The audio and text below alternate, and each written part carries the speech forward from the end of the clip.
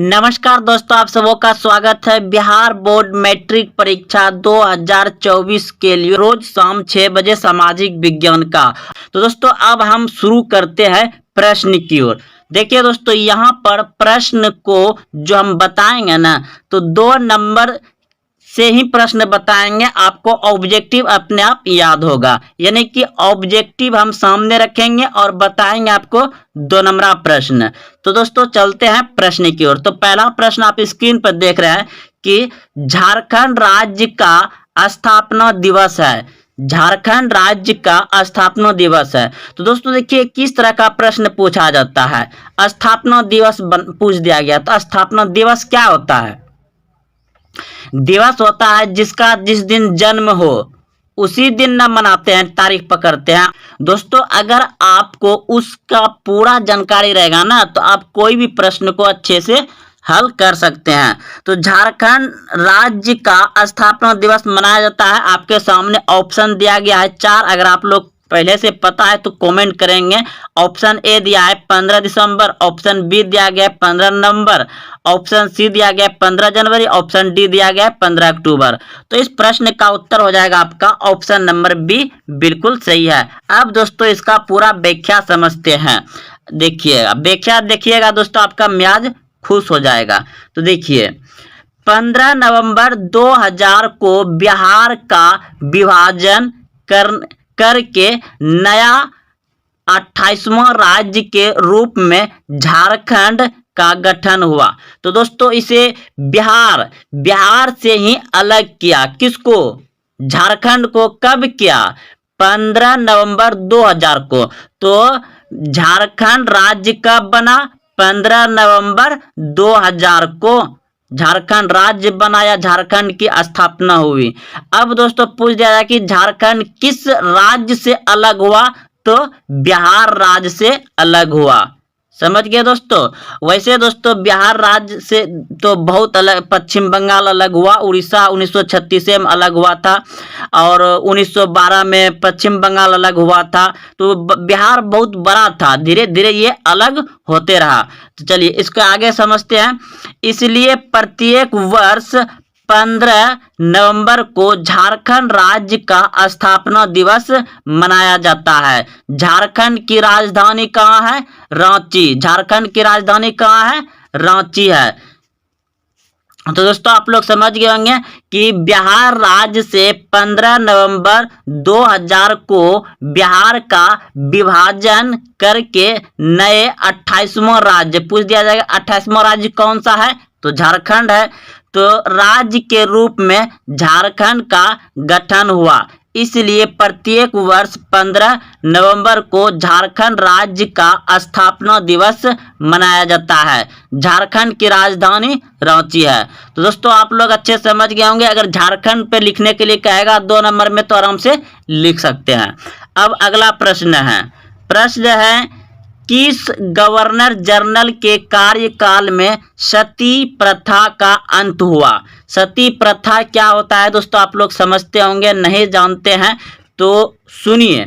सती प्रथा वह होता है जिसका कि अभी नई या पुराना शादीशुदा यानी कि एक कपल यानी कि पति पत्नी, तो पति पत्नी में से अगर पति का, मान लीजिए एक किसी का नई नवेली शादी हुआ और 1-1.5 महीना या 1 साल के बाद किसी कारण उसका पति का डेथ हो गया, तो उसका जो पत्नी है ना, उसके साथ जिंदा जला दिया करता था। उसके ऊपर बैठा करके, न कि जो उस पे साध करके जलाता है ना, इस पे बैठा करके जिंदा जलाया करता था। तो ये था सती प्रथा। तो सती प्रथा को कब अंत किया, यानी कि कब अंत किया, ये तो जानबे करेंगे, लेकिन किसने किया? तो इस प्रश्न का उत्तर हो जाएगा आपका ऑप्शन नंबर डी, बिल्कुल सही है, विलियम वेटिंग ने। अगला देखिए, अब इसका पूरा अच्छा से व्याख्या को समझते हैं।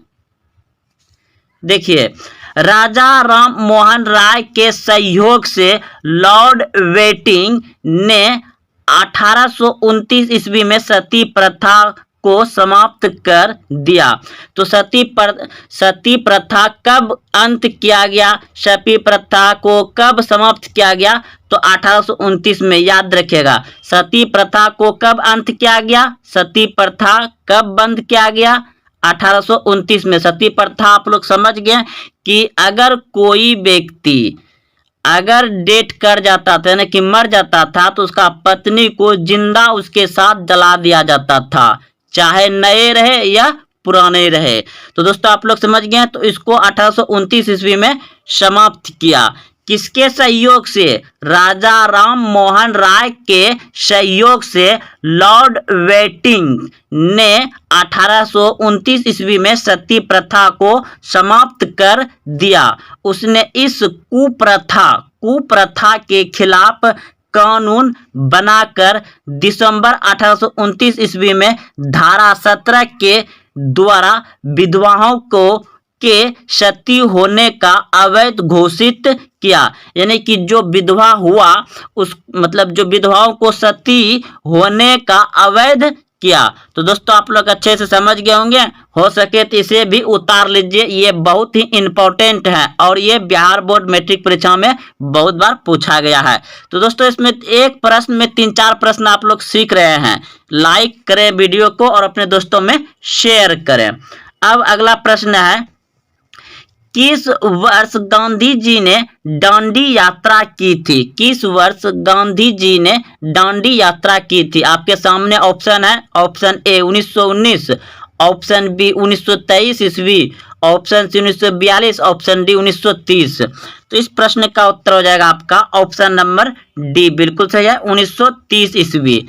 अब आगे बढ़ते हैं, देखिए इसका पूरा व्याख्या समझते हैं। राष्ट्रपिता महात्मा गांधी ने अपनी ऐतिहासिक दांडी यात्रा 12 मार्च 1930 को साबरमती आश्रम से प्रारंभ की थी और 6 अप्रैल 1930 को दांडी नामक स्थान पर नमक बनाकर तत्कालीन नमक कानून को भंग कर दिया। दोस्तों ये अंग्रेजों के द्वारा कोई कानून मतलब होगा और उस कानून को तोड़ने के लिए महात्मा गांधी ने साबरमती आश्रम से दांडी मार्च शुरू किया। और कब क्या था, 12 मार्च 1930 को साबरमती आश्रम से प्रारंभ की और 6 अप्रैल 1930 को वह दांडी नामक स्थान पर पहुंच जाता है और वहां नमक बना करके तत्कालीन नमक कानून को भंग कर देता है। तो आप इसे भी अच्छे से उतार लीजिए, कॉपी में याद रखिएगा उस प्रश्न के साथ। अब अगला प्रश्न है कि हीराकुंड बांध ... पर बना है। यह प्रश्न 2023 में पूछे थे कि हीराकुंड बांध किस राज्य में है, और पूछा था कि हीराकुंड बांध किस नदी पर है। तो हीराकुंड बांध किस नदी पर बना है, तो महान नदी पर बना है। ऑप्शन नंबर 20 सही हो जाएगा, ऑप्शन नंबर 20 सही हो जाएगा। कुछ भी पूछ सकता है दोस्तों, एक प्रश्न में 2-3 प्रश्न हम बता रहे हैं, 4 प्रश्न बता रहे हैं। तो देखिए भारत का सबसे लंबा बांध हीराकुंड बांध है। भारत का सबसे लंबा बांध पूछ देगा तो क्या बताइएगा, हीराकुंड बांध है। यह महान नदी पर बना हुआ है, महान नदी पर बना हुआ है। हीराकुंड बांध किस राज्य में है, उड़ीसा राज्य में स्थित है। तो दोस्तों आप लोग कितना प्रश्न जान गए इसमें। देखिए हीराकुंड बांध किस राज्य में है, उड़ीसा राज्य में है। हीराकुंड बांध किस नदी पर बना हुआ है, महान नदी पर बना हुआ है। भारत का सबसे लंबा बांध हीराकुंड बांध।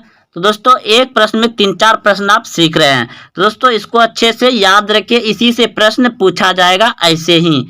तो अगला प्रश्न आप देख रहे हैं कि निम्नलिखित बांधों में सबसे अधिक लंबा बांध कौन सा है। निम्नलिखित बांधों में सबसे लंबा बांध कौन सा है, तो इनमें से कौन सा लंबा बांध होगा आपका।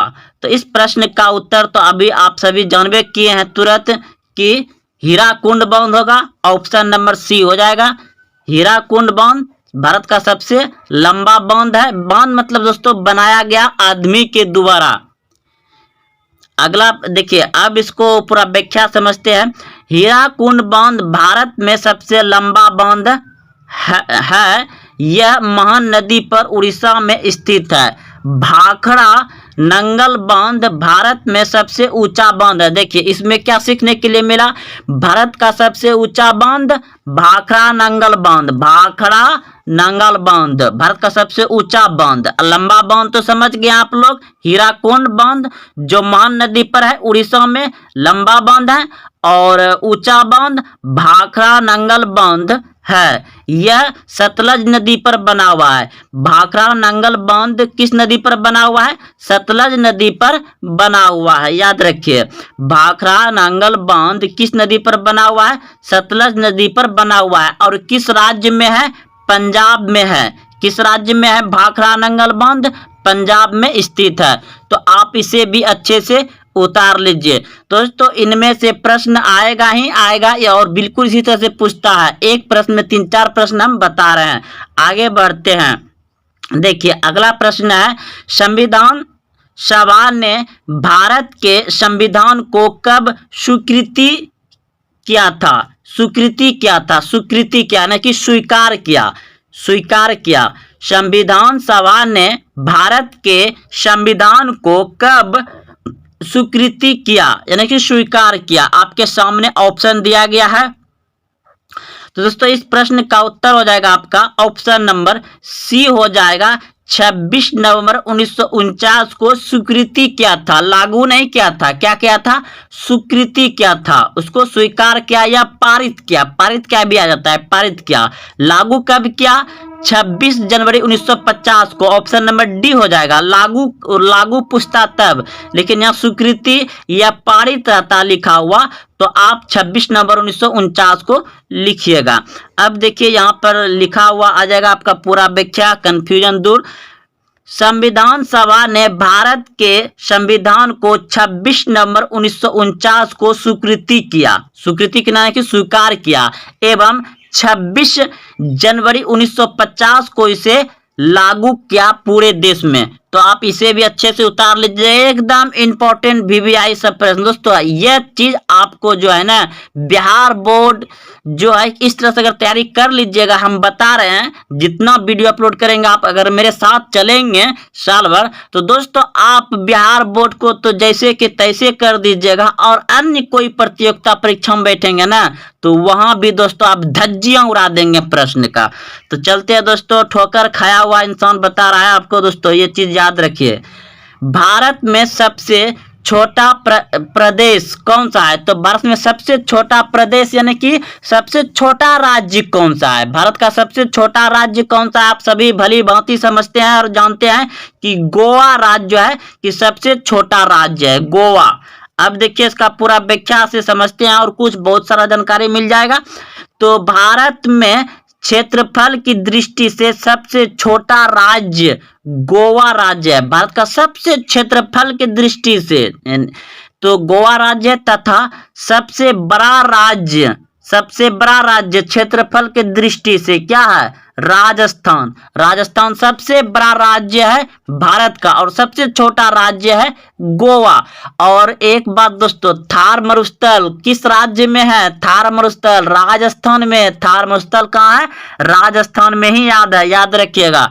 तो सबसे बड़ा राज्य हो गया राजस्थान और सबसे छोटा हो गया गोवा। अब देखिए जनसंख्या की दृष्टि से सबसे छोटा राज्य, जनसंख्या की दृष्टि से सबसे छोटा राज्य यानी कि सबसे कम राज्य, सबसे कम जनसंख्या कहाँ है, सिक्किम में। और सबसे बड़ा राज्य जनसंख्या में उत्तर प्रदेश, सबसे बड़ा राज्य जनसंख्या में उत्तर प्रदेश। देखिए दोस्तों यहाँ पर 4 प्रश्न अच्छे से समझ गए, एक बार फिर से समझते हैं। भारत में क्षेत्रफल के दृष्टि से सबसे छोटा राज्य गोवा और भारत का सबसे बड़ा राज्य क्षेत्रफल के दृष्टि से ही राजस्थान, और राजस्थान में ही पाया जाता है थार मरुस्थल। थार मरुस्थल कहाँ पाया जाता है, राजस्थान में।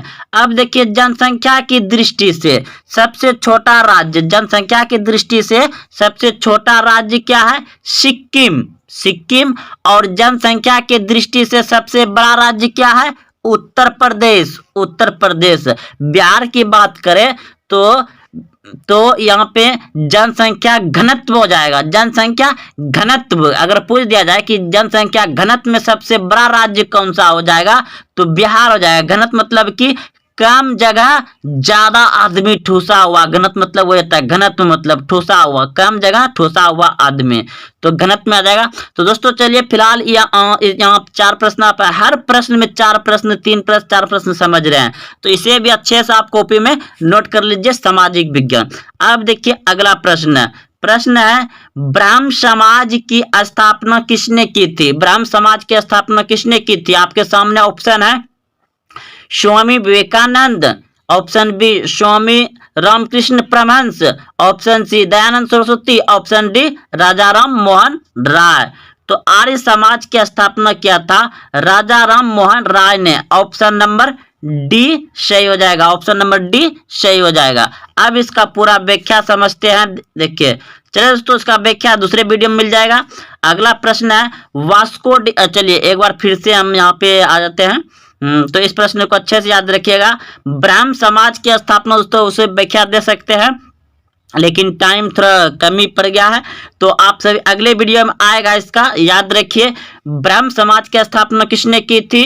राजा राम मोहन राय ने। अगला प्रश्न है वास्को डी गामा किस देश का रहने वाला था? वास्को डी गामा किस देश के रहने वाला था?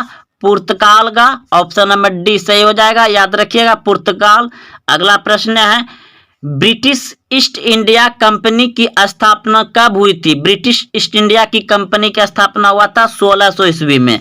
1600 ईस्वी में ब्रिटिश ईस्ट इंडिया कंपनी की स्थापना हुआ था। अंग्रेज जो आया था व्यापार करने के लिए भारत, इस पे भी दोस्तों बहुत चर्चा होगा। अभी तो शुरुआत है दोस्तों, आगे तो देखिए क्या होता है। तो दोस्तों अगर आप यहाँ तक आए हैं तो अपने दोस्तों में शेयर करें, और हाँ आप हमसे जुड़ना चाहते हैं तो नंबर है मेरा, आप जुड़ सकते हैं, बात भी कर सकते हैं। 70 70 90 89 89 इस नंबर पे दोस्तों आप बात कर सकते हैं और जुड़ सकते हैं। और अभी तक वीडियो को लाइक नहीं किए तो लाइक करें दोस्तों, ताकि हम और जुनून में आकर के बहुत अच्छे प्रश्न आए और पूरा व्याख्या के साथ प्रश्न को लाएं। तो मिलते हैं फिर दोस्तों कल। जय हिंद, जय भारत।